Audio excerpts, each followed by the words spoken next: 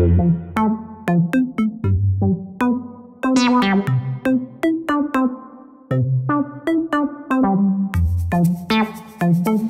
guys, selamat datang kembali di channel saya.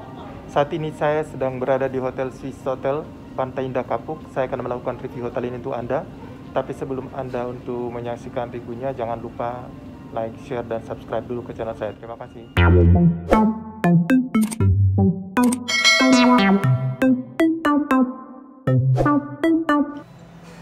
Bangunan hotel berada di satu bangunan yang sama dengan Mall Peak Avenue, sehingga tempat parkirnya satu. Kita masuk dari tempat parkir mall menuju lobi. Ini adalah lobi daripada Hotel Swissôtel Peak Avenue. Tidak terlalu luas tetapi terlihat bersih dan mewah. Ceilingnya yang tinggi juga membuat dia terkesan elegan. Di dalam lobi ini terdapat satu coffee shop yang cocok untuk kita bisa nongkrong, dan coffee shop ini buka sampai malam. Dan di malam hari di lobi ini tersedia live music sehingga suasananya lebih nyaman kalau kita ngopi di lobi ini di malam hari. Di bagian ujung lobi terdapat area terpisah untuk check-in. Area check-in ini dibuat dengan desain khusus berbeda dari lobi lainnya. Terlihat lebih mewah dan lebih cerah dengan ornamen kayu dan juga berbagai souvenir ataupun ornamen yang dibuat menghiasi area check-in ini. Kita sudah selesai check-in, proses check-in berlangsung cepat dan lancar. Kita sekarang ke kamar melewati lift. Di lift ini diberikan pembatasan jumlah orang yang berada dalam satu lift. Diutamakan oleh satu keluarga saja yang masuk sekaligus, makanya di sini ada petugas untuk mengatur supaya tidak terjadi kepadatan di area lift. Kamar kita kali ini ada di lantai 17. Di depan lift ada lobby lift yang terlihat mewah dengan ornamen kayu dan juga kaca. Kemudian kita menuju koridor ke arah kamar. Kita juga melihat bahwa di sekitar koridor terdapat ornamen kayu yang membuat terkesan mewah. Kamar kita kali ini adalah kamar nomor 1705. Begitu masuk kamar, di sebelah kanan adalah kamar mandi dan di sebelah kiri adalah wardrobe. Ini terdapat tempat meletakkan tas, kemudian ada laci di bawahnya di mana kita bisa meletakkan barang-barang kita. Kemudian ada juga lemari satu lagi dengan pintu kaca, cermin, dan terdapat seperti biasa dalamnya gantungan kain, dan juga terdapat lemari penyimpanan yang dapat dikunci, dan ini seukuran laptop sehingga laptop kita bisa masuk. Dan seperti biasa disediakan juga di sini sendal hotel.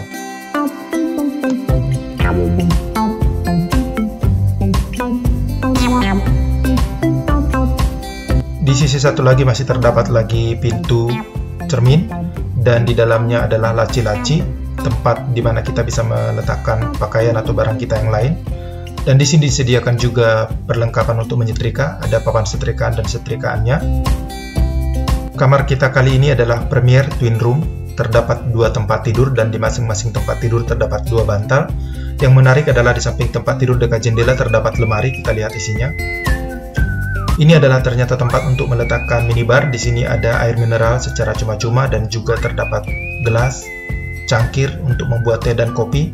Ada juga pemanas air dan tempat es batu, dan di bawahnya terdapat lemari es dalam keadaan kosong. Di samping jendela kita juga melihat ada salah satu sofa yang cukup besar, bisa digunakan untuk tidur juga. Terdapat lukisan dan di sampingnya terdapat meja kerja yang cukup unik bentuknya, simple dan terdapat banyak tempat penyimpanan. Dan di atasnya terdapat televisi tentunya, dan tersedia kursi seperti biasa.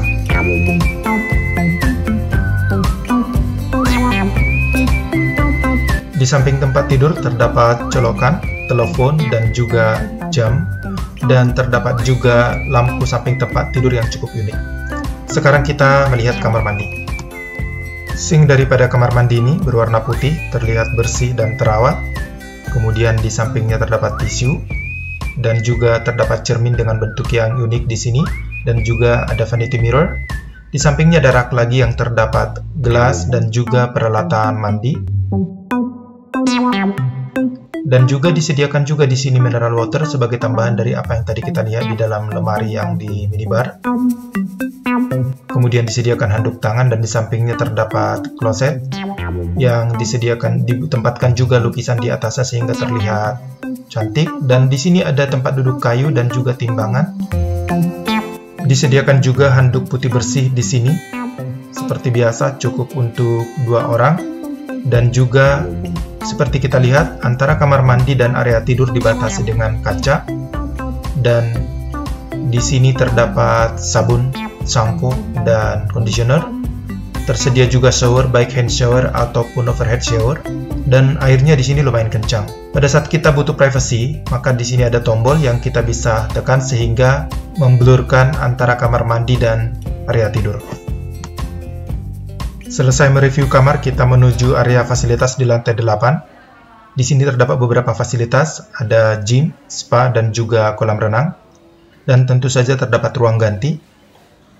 Kebetulan area ruang ganti lagi kosong, saya akan menunjukkan kepada Anda. Ini area ruang gantinya terlihat bersih. Di sini terdapat ruang sauna dan juga locker disediakan di sini. Overall terlihat bersih dan terawat.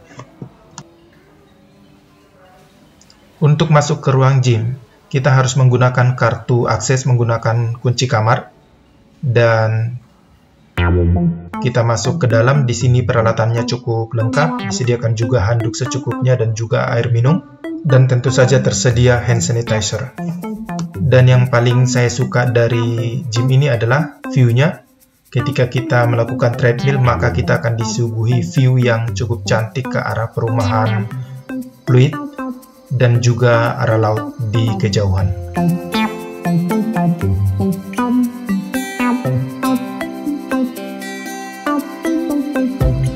Di lantai 8 ini juga terdapat lobby yang untuk keseluruhan fasilitas yang terdapat di sini. Lobbynya cukup bersih, resepsionisnya juga ada di sini. Dan area lobby ini disediakan sofa di mana kita bisa duduk untuk menunggu dan juga ditata sedemikian rupa sehingga terlihat asri dan menyenangkan.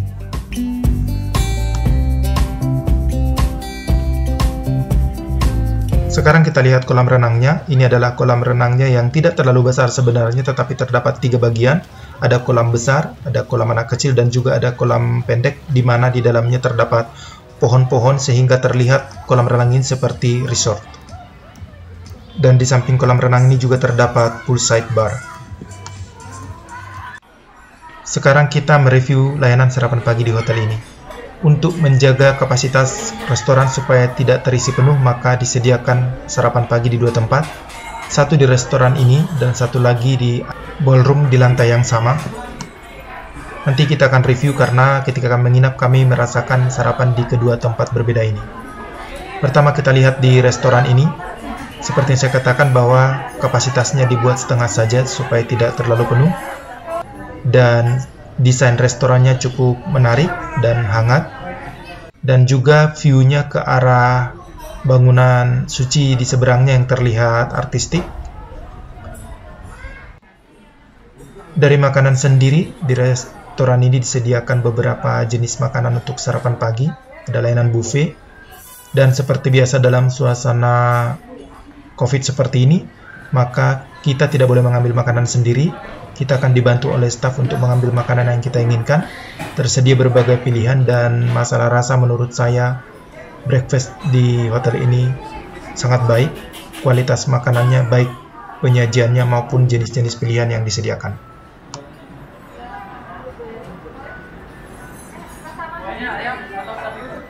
Ini adalah area ballroom yang dijadikan sebagai restoran untuk sarapan pagi sebagai alternatif supaya mengurai kepadatan di restoran. Di sini makanan yang disajikan sama seperti yang di restoran kita rasakan sehari sebelumnya, tetapi karena ballroomnya luas dan juga suasana ballroom yang terlihat mewah, sehingga sarapan di sini menjadi terlihat berbeda. Penyajian makanan juga terlihat lebih mewah dan juga tentu saja lebih bersih. Kemudian penataannya juga sebagaimana layaknya di ballroom. Dan area makan kita juga berada di kamar-kamar ruang meeting yang ada di ballroom ini, sehingga meja dan tempat duduknya juga kita gunakan yang sama. Dan yang menarik adalah Peralatan makannya juga di sini berbeda, berwarna gold. Selainnya baik dari sisi menu dan juga jenis makanan yang disediakan sama seperti yang di restoran. Oh ya, ballroom ini bukan hanya digunakan untuk restoran sarapan pagi saja. Salah satu ruangannya juga digunakan untuk tempat resepsionis di mana kita bisa melakukan check-in dan check-out supaya tidak terjadi kepadatan di area check-in di lobi yang saya tunjukkan tadi. Yang sangat spesial dan pengalaman tidak terlupakan seketika kami menginap di hotel ini adalah terdapat movie time, di mana salah satu ruangan ballroomnya juga disulap menjadi bioskop dengan tempat tidur, dan masing-masing kamar memiliki hak untuk boleh untuk 2 orang anak, tetapi tentu saja harus melakukan booking terlebih dahulu.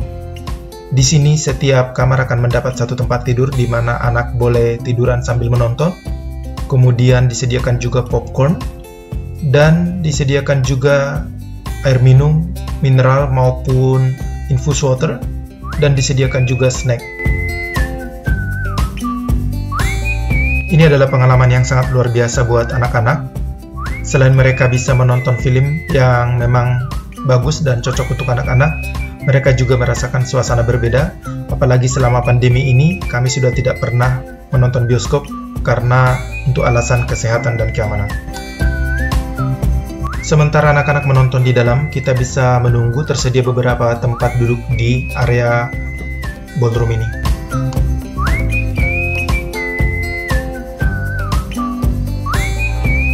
Salah satu keunggulan dan nilai tambah dari menginap di hotel ini adalah karena dia berada satu bangunan dengan Peak Avenue Mall, sehingga kita tidak perlu kesulitan untuk mencari makanan karena di mall sendiri terdapat food court yang menyediakan berbagai jenis makanan yang berkualitas.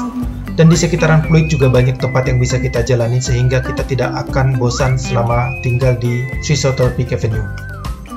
Secara umum saya puas dengan pengalaman menginap di hotel ini, baik dari sisi layanan hotel maupun fasilitas yang tersedia di sekelilingnya. Sampai di sini review kita kali ini, semoga bermanfaat. Terima kasih sudah menonton dan jangan lupa like, share, dan subscribe.